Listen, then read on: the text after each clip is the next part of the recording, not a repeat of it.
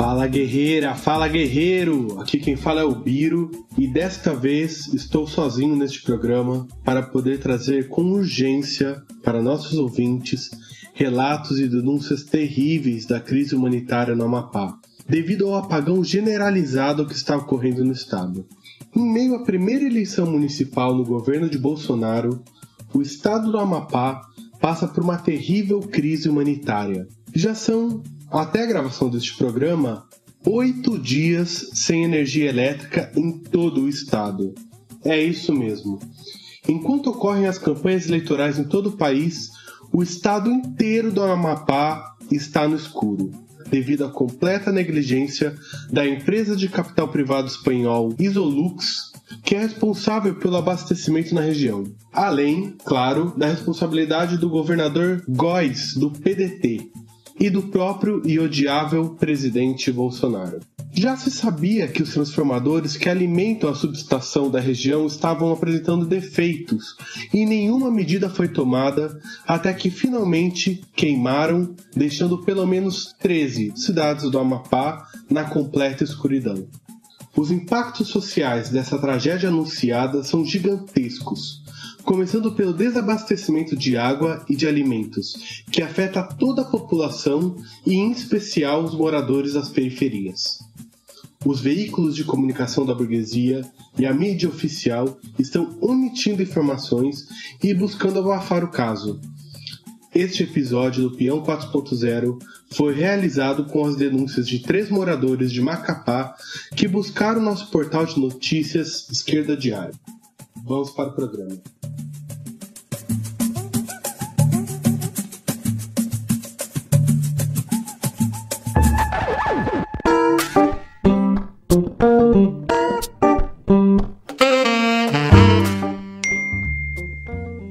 Me chamo Ana Tereza, sou estudante de psicologia, tenho 22 anos. Meu nome é Rodrigo Santos de Souza, eu sou funcionário público, cineasta e designer. Eu me chamo Guilherme Ferreira del Castillo, eu sou acadêmico do 5º semestre de Relações Internacionais da Universidade Federal do Amapá e moro em Macapá, na capital do estado do Amapá. A gente está passando por uma crise energética, né? Causada por puro descaso com a população. Dos 16 municípios que a gente tem no estado, 13 estão com falta de energia. Os bairros daqui, principalmente os periféricos, eles estão sem energia desde então, 7 dias. E teve impactos enormes assim, esses dias sem energia, principalmente com relação à perda de alimentos. Como a gente não tinha energia, também não teve água, foi cortado o fornecimento. E sem energia, aqui no estado não tem água também. Eu, na minha casa, nos primeiros 4 dias, a gente ficou sem água nenhuma, a gente teve que pegar água da chuva, parar água na calha para tomar banho, fazer as coisas que davam para fazer. Então é isso, a gente está literalmente sem água, sem energia, sem comunicação. As mercadorias foram para preços abusivos em alguns setores do comércio local. Um galão de água de 20 litros, que antes custava R$5 o refil, está custando mais de R$10. Em alguns lugares um garrafão novo chega a custar R$30, R$40. Alguns lugares estão superfaturando. O garrafão de água, por exemplo, aqui de 20 litros é em torno de R$5, R$6. Está sendo vendido em alguns lugares a R$10, a R$25 esse produto. Então teve um momento que teve falta, em alguns lugares a gente não encontra água. Esses dias foram dias muito difíceis, e aí a gente teve que jogar fora muitos alimentos. Tendo brigas, assim, né? Filas enormes para abastecer carro, filas de gasolina, galera saindo no soco, assim, por pedaços de frango, por gelo, cara, por água. A gente mora na frente do Rio Amazonas e a gente não tinha água. O comércio está perdendo dinheiro, as famílias estão perdendo alimentos. Talvez seja isso que a mídia não esteja entendendo, a mídia nacional, né? É que as pessoas estão sem água de fato sem água nenhuma, sem energia e sem comida, né? Porque muita comida estragou, então o abastecimento de comida está precário, sabe? As pessoas estão sem esses itens básicos, muitas pessoas estão perdendo o emprego também, né? Porque é isso que acontece, né? Se tu não vai trabalhar, não importa o que esteja acontecendo, teu patrão vai lá e te demite. O banco de sangue tá zerado daqui, né? Porque com a falta de energia a gente ficou, não teve mais como armazenar. Também tá faltando leite na maternidade, leite materno humano, estão com falta, porque também com tudo sem energia, acabou não dando para refrigerar os leites que tinham lá, então tá em falta. E tem muitas mães precisando. E a gente tem que ressaltar que a Covid está aí ainda, né, em crescimento no nosso estado, em crescimento no Brasil todo. A gente já vinha enfrentando uma alta nos números de Covid, nos números de mortes. E aí agora com essa pandemia virou uma luta pela sobrevivência de algo que é visível, que é a fome, que é o desespero. É uma pandemia dentro do pandemônio, né, que está acontecendo aqui. Tá um caos anunciado, assim. Este é o cenário desolador de milhares de famílias no Amapá. Enquanto os grandes comerciantes especulam com o preço dos insumos básicos, a população passa por escassez de alimento e água na beira de uma das maiores bacias hidrográficas do mundo.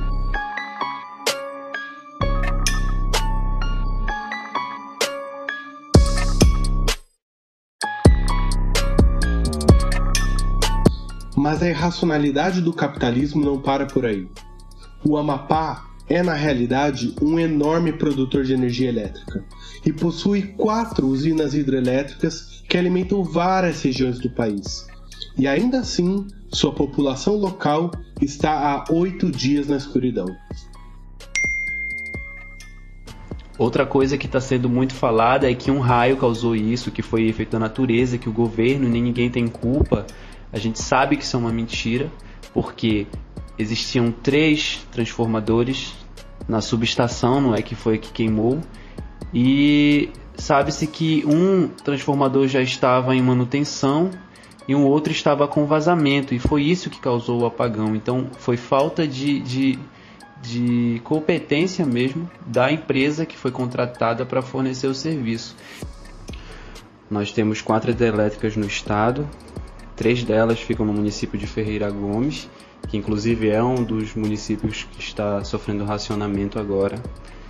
E temos a hidrelétrica Santo Antônio, que fica na divisa do município do Laranjal do Jari com o município de Almerim, do estado do Pará. Só essa hidrelétrica tem capacidade para abastecer 3 milhões de pessoas. No Amapá nós somos cerca de 860 mil pessoas. E a gente fornece energia aqui no estado para quase o Brasil todo, assim. A gente tem 4 hidrelétricas aqui que impactaram o nosso território, que tem comunidades ribeirinhas que sofrem até hoje com os impactos dessas hidrelétricas, e hoje a gente não tem nada assim de energia. E aí a gente volta para a questão de que, mais uma vez, uma empresa estatal, a Eletronorte, não é, que é a representante da nossa estatal do setor de energia aqui no estado, tendo que resolver um problema causado por uma empresa espanhola, uma empresa privada que fornece um serviço precário para a nossa população. É um absurdo a gente ter 4 hidrelétricas no nosso estado, produzir muitas vezes mais energia do que nós precisamos, e nós termos que pagar taxas que são as maiores, que estão entre as mais altas do país. A nossa energia é produzida e toda redirecionada para o centro-sul do país, enquanto a população está morrendo de fome, está morrendo de sede. E a sensação de que a gente é invisível e de que a gente as nossas terras, o nosso território ele só é explorado, e a gente, o nosso povo que vive aqui, não é valorizado, não é visto, não é falado, é uma sensação assim de muita dor e de muito sofrimento mesmo. está mais do que evidente a enorme negligência por parte da Isolux e dos políticos responsáveis, seja o governador Góes ou o próprio presidente Bolsonaro. Mas também fica explícito os efeitos da privatização, que entregam os serviços estratégicos essenciais para as mãos dos capitalistas que pensam apenas em seus lucros, enquanto a população fica sem seus direitos mais básicos.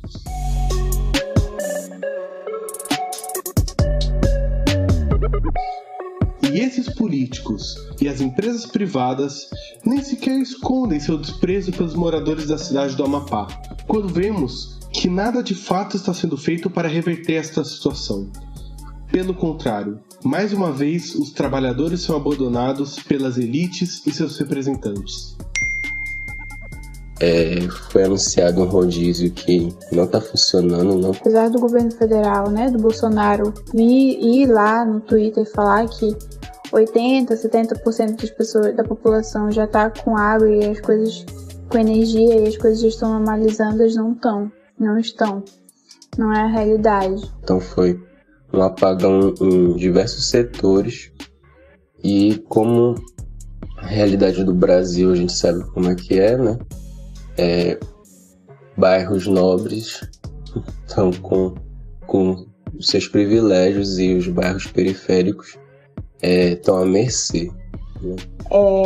A gente ainda sofre assim, né? A gente está agora desde ontem, eu acho, com racionamento, né?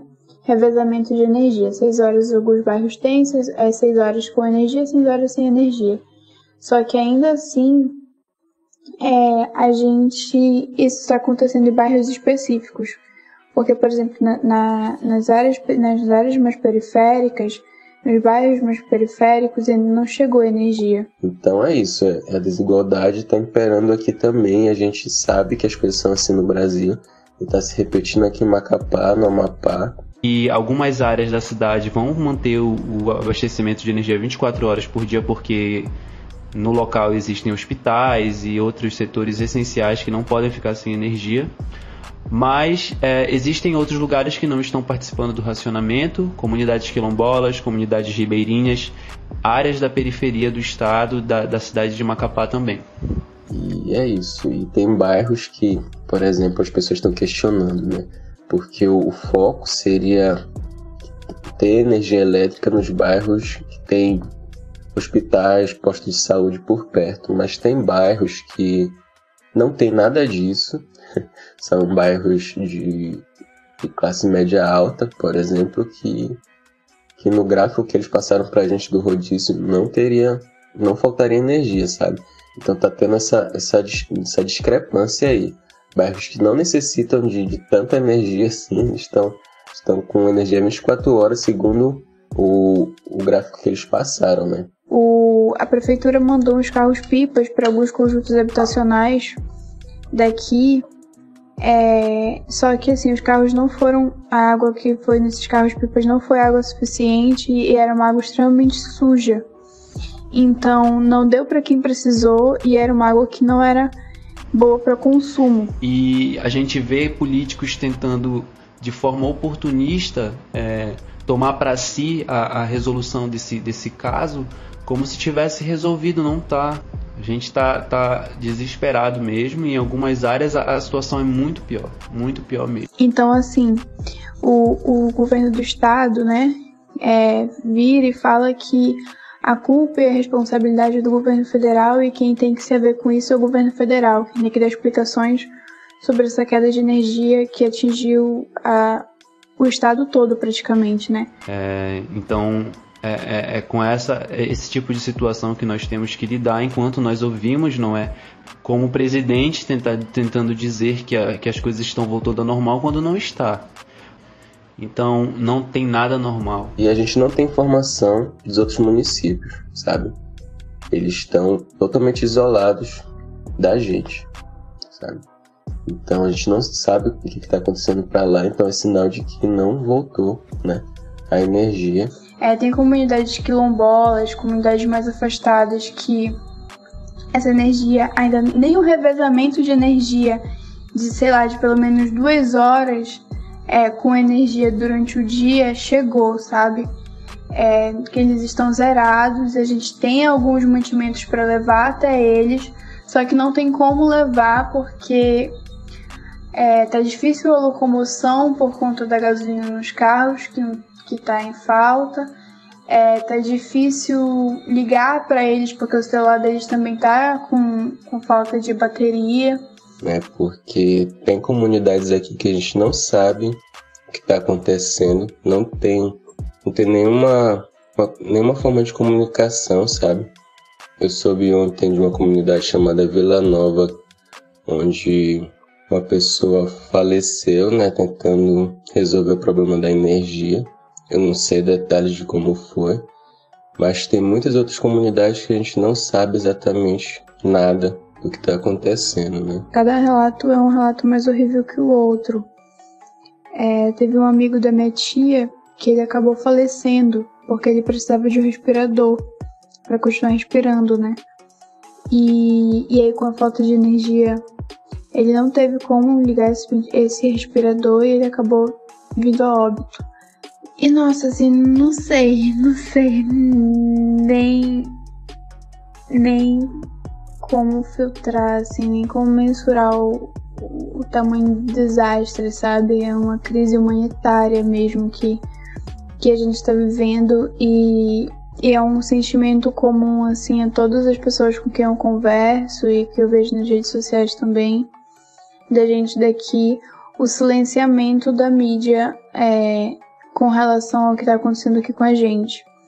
As notícias porcas, assim, sabe, que a gente vê menos de 2 minutos, assim, no matérias no Fantástico, por exemplo, sobre o que está acontecendo aqui nos jornais, assim, sabe?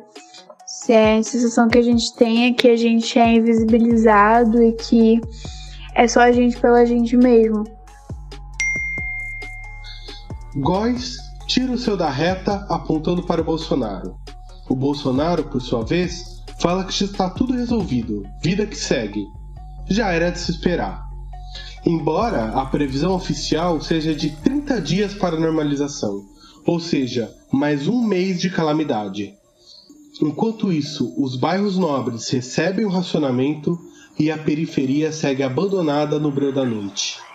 É o retrato da desigualdade social cotidiana em seu extremo, sob a vigilância dos políticos, dos patrões.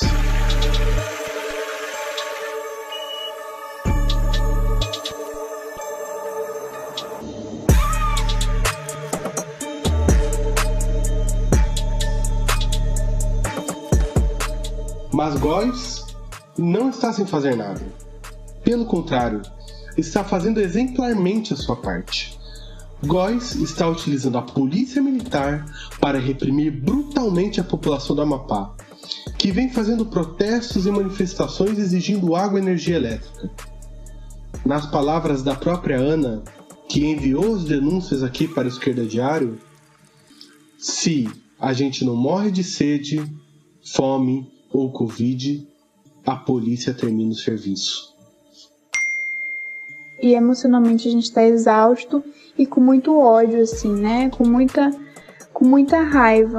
Com muita raiva, porque como é que vocês vêm, que vocês exploram o nosso território, que vocês, outros ativistas, né, falam tanto da Amazônia, e quando a gente precisa não falam da gente.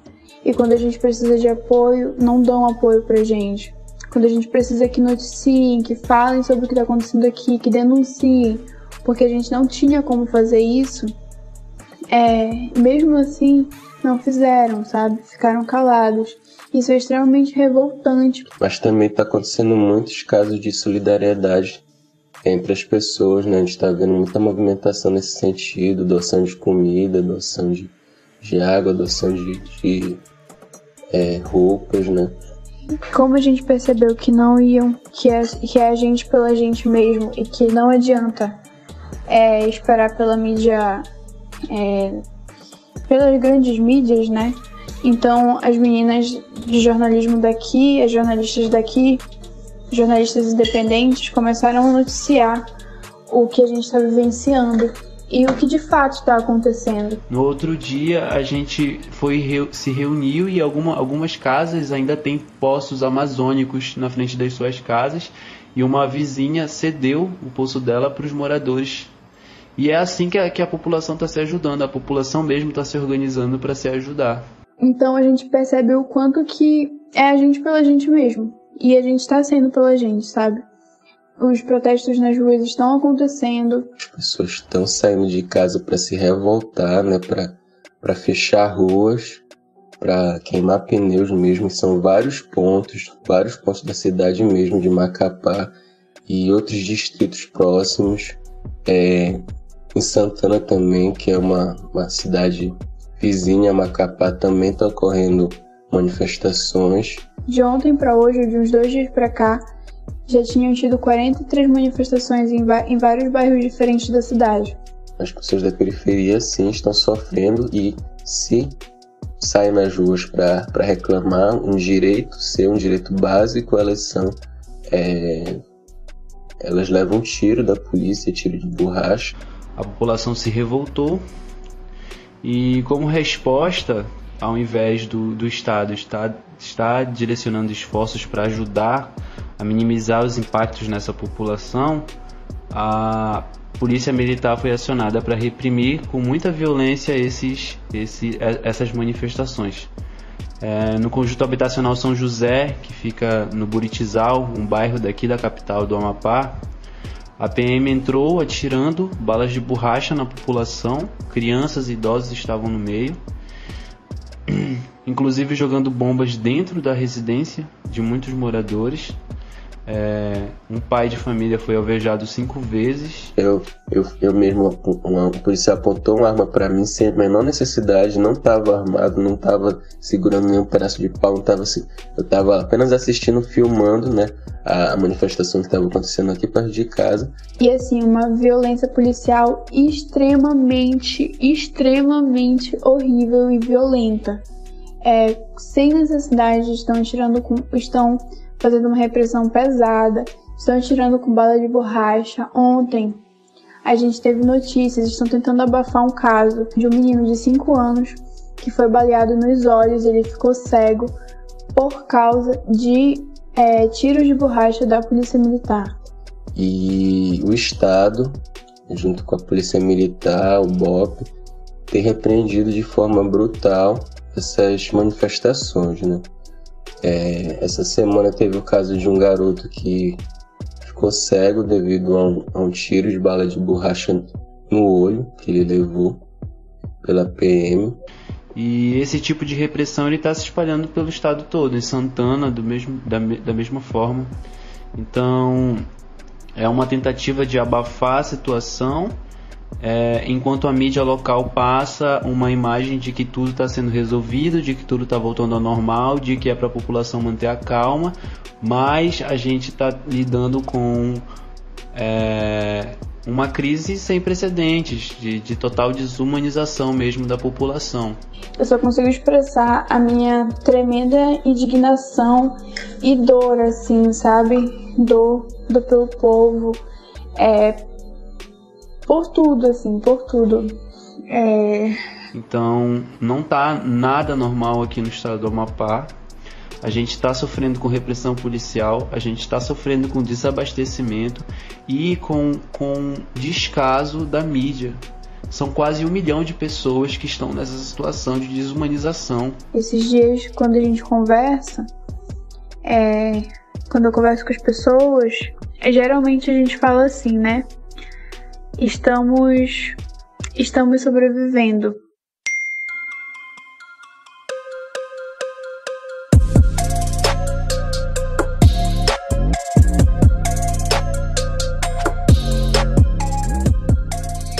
O Esquerda Diário e toda a equipe do podcast Peão 4.0 repudia com todas as forças a repressão policial contra as manifestações e desde já oferecemos nossas plataformas de comunicação para dar voz a todas as denúncias do Amapá e furar o cerco da mídia.